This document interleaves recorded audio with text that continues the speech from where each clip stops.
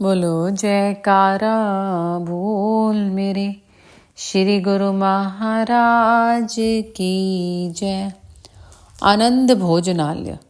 श्री सद्गुरुदेव जी महाराज ने चहुमुखी विकास को मध्य नजर रखते हुए भक्तानियों की ओर एक विशाल भोजनालय का निर्माण करने की मोज प्रकट की, ताकि दिन प्रतिदिन बढ़ती जा रही बाहर से आने वाली संगत सुविधा पूर्वक बैठकर भोजन ग्रहण कर सके। पहले वाला लंगर बहुत ही छोटा पड़ता था।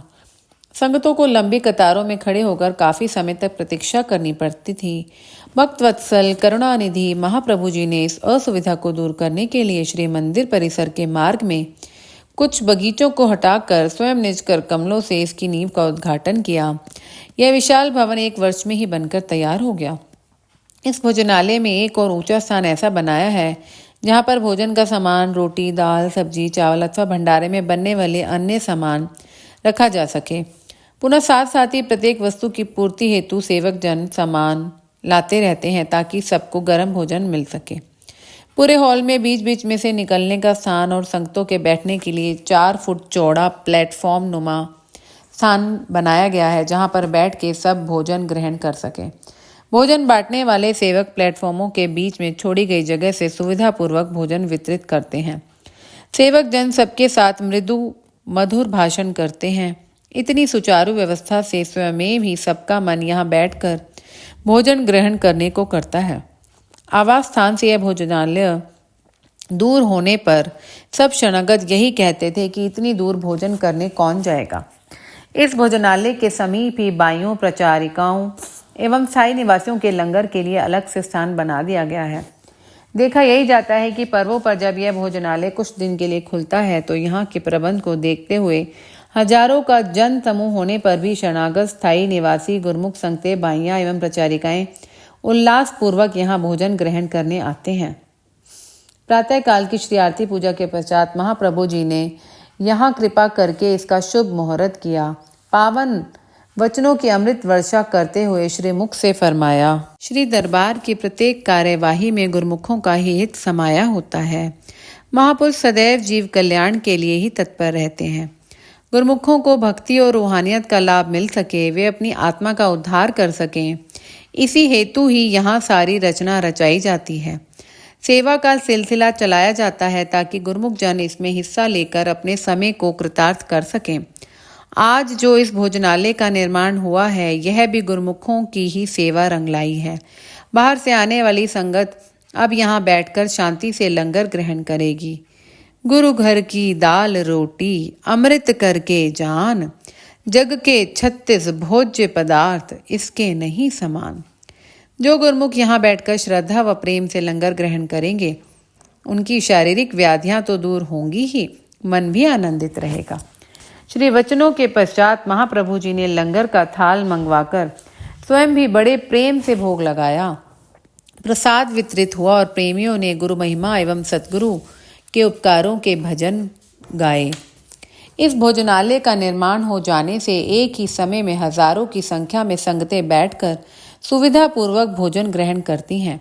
एक बार वैशाखी के पर्व पर श्री दर्शन बंद होने के पश्चात आप दोपहर के समय अपने चौबारे से भक्तों की साइड गैलरी में आए। क्योंकि आप हर समय श्री अनंतपुर में कहीं कोई असुविधा तो नहीं, इसका ध्यान रखने के लिए चहुं और दृष्टि डालते। आपने लंगर के बाहर सड़क पर कतारों में बैठे भक्तों को धूप में भोजन करते हुए देखा। कोमल चित्त महाप्रभु यह देखकर द्रवित हो उठे। अपने विश्राम की परवाह न करते हुए उसी समय स्वामी विचार पूर्णानंद जी को बुलाकर फरमाया कि अब शीघ्र अतिशीघ्र विशाल भोजनालय का निर्माण करना है, जहां पर हजारों की संख्या में संगतें बैठकर भोजन कर सकें। इस समय लंगर के बाहर की ओर सब और तुरंत ही टेंट लगा दो। दूसरे दिन ही श्री आरती के पश्चात आप कार में विराजमान होकर कुछ प्रबंधक जनों सहित भक्तों की साइड आए और आनंद विहार के समीप खुले क्षेत्र का निरीक्षण किया। पर्वों पर आने वाली दर्शनार्थी संगतों के आवास स्थान के समीप इस स्थान को उपयुक्त जानकर यहाँ विशाल भोजनालय की नींव रखी। 1 वर्ष में ही इसका निर्माण कार्य पूरा हो गया। पर्वों पर हजारों की संख्या में यहाँ गुरमुख प्रेमी एवं दर्शनार्थी संगतें सुविधा पूर्वक भोजन ग्रहण कर सकते हैं। पर्व के पश्चात सीमित संख्या में गुरुमुख होने से भक्तों के आवास स्थान की ओर लंगर बना हुआ है। इसका भी नवनिर्माण करवाकर सुचारू रूप से सब व्यवस्था की।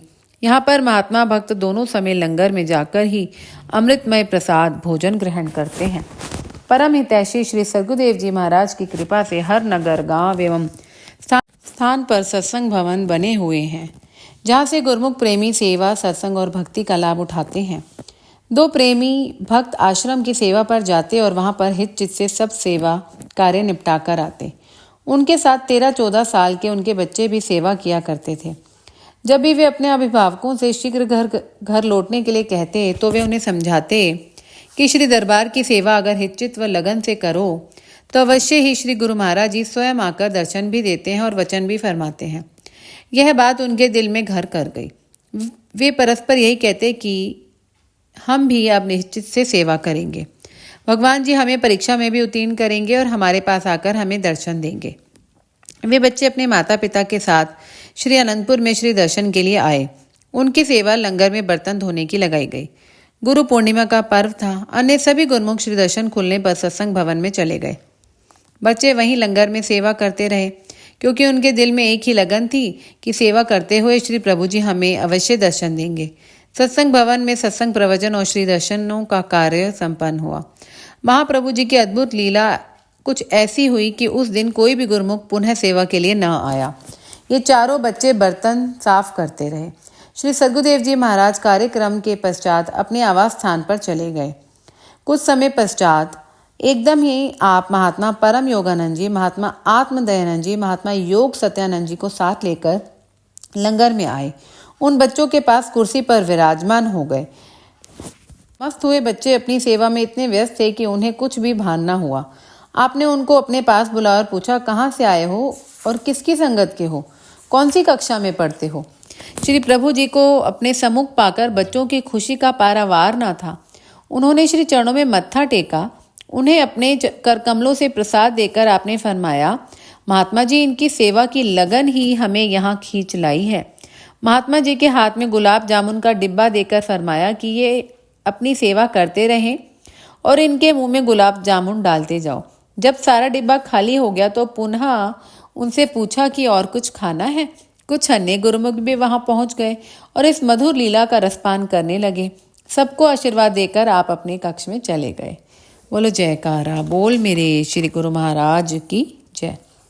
महाप्रभु जी ने श्री अनंतपुर के समीपवर्ती चकों में श्री परमहंस अद्वैत मंदिर, सत्संग भवन, लंगर व आवास स्थान आदि आवश्यकता अनुसार बनवाकर उन्हें आबाद किया। समय समय पर प्रत्येक स्थान पर कृपा फरमाकर प्रेमी गुरुमुखों को सत्संग, सेवा, श्री दर्शन का सौभाग्य भी प्रदान किया। आप पर्व के पश्चात प्रायः शांतपुर चक में 2-3 दिन के लिए कृपा फरमाते। वहां कुछ एक गुरुमुख ही साथ सेवा में जाते। अन्य गुरुमुखों एवं दर्शनार्थी संगतों के लिए इन दिनों बिना आज्ञा के वहां प्रवेश नहीं मिलता था। एक गुरुमुख भक्त जो श्री दर्शन करने के लिए श्री अनंतपुर आया करता था ने धन की सेवा एकत्र की और अपने भाई के साथ श्री अनंतपुर पहुंच गया। महाप्रभु जी उस समय श्री अनंतपुर में पर्व मनाने के पश्चात कुछ दिन के लिए शांतपुर चक पर विराजमान थे। श्री आज्ञा लिए बिना वहां जाना मना था। वह प्रबंधक महात्मा जी को उन्हें शांतपुर भेजने के लिए विवश करने लगा। महात्मा जी ने बहुत विनम्रता से कहा कि हम आपकी विनती श्री चरणों में भेजेंगे। आपकी विनती स्वीकार होने पर ही आप वहां जा सकते हैं। तब तक आप यहाँ विश्राम करो। परंतु वह सब अनसुना कर सेवा टोकरे में डालकर भाई को साथ लेकर शांतपुर चक पर पहुंच गया। मन में अहंकार आ गया कि मैं इतनी सेवा लेकर आया हूँ, मुझे दर्शन अवश्य होंगे। श्री प्रभु जी चक हरिनगर से आकर जैसे ही शांतपुर चक में विराजमान हुए तो महात्मा अलख सुखानंद जी ने श्री चरणों में उस भक्त की विनय कर दी। दयालुता के अवतार महाप्रभु जी ने चाहे वह आज्ञा के बिना ही वहां पहुंच गया था तो भी उसके कल्याणार्थ उसे श्री दर्शनों की स्वीकृति दे दी। वह भक्त अपने मन में इतरा रहा था कि श्री प्रभु जी मेरी सेवा से अत्यंत प्रसन्न होंगे। उसने अपने भाई के साथ अंदर जाकर दंडवत वंदना की और टोकरा लेकर आगे ले जाने लगा। आपने फरमाया कि इसे वहीं पड़ा रहने दो। उसने समीप जाकर मत्था टेका तो अंतर्यामी महाप्रभु जी ने फरमाया, जीव का मन माया के भंवर में शीघ्र ही फंस जाता है। उस समय यह पता ही नहीं चलता कि अहंकार मेरा शत्रु मेरे सिर पर सवार हो गया है। उसकी सोच बस यहीं तक ही है कि वह अधिक सेवा भेंट लेकर जाएगा तो उसे अत्यधिक सम्मान मिलेगा। मान सम्मान का पाना और अहम भाव ये जीव की भक्ति को नष्ट कर देते हैं। जिस सेवा भेंट में श्रद्धा भावना निहित हो वही सेवा श्री दरबार में लेखे लग सकती है, वही प्रसाद रूप में प्रभु कृपा की अधिकारी बनती है।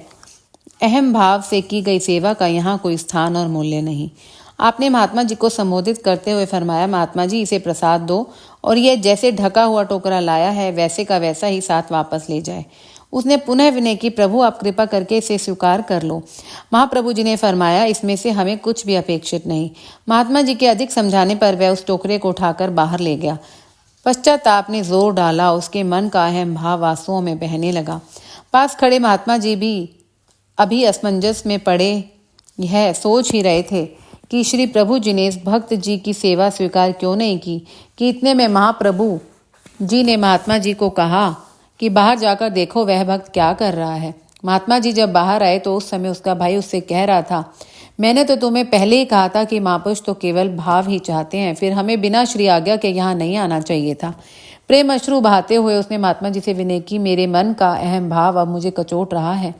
मेरे मन ने तो कहा था कि तुम्हारा खूब स्वागत किया जाएगा, परंतु अब समझ में आया कि महापुरुष हमारी रूह के हितैषी होते हैं। वे अपने भक्तों को भक्ति में सुदृढ़ करने के लिए कोई ना कोई रचना रचा देते हैं।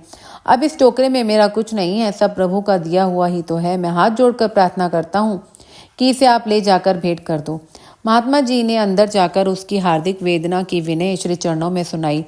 आपने कृपा करते हुए उसे पुनः अपने पास बुलाया। उसने प्रभु जी की कृपा का आभार प्रकट करते हुए दंडवत प्रणाम कर क्षमा याचना की और उस सेवा भेंट को एक तरफ रख दिया। महाप्रभु जी ने उसे मुस्कुराते हुए आशीर्वाद दिया और फरमाया, भक्त जी हम तो अपने भक्तों को भक्ति की दात ही प्रदान करते हैं।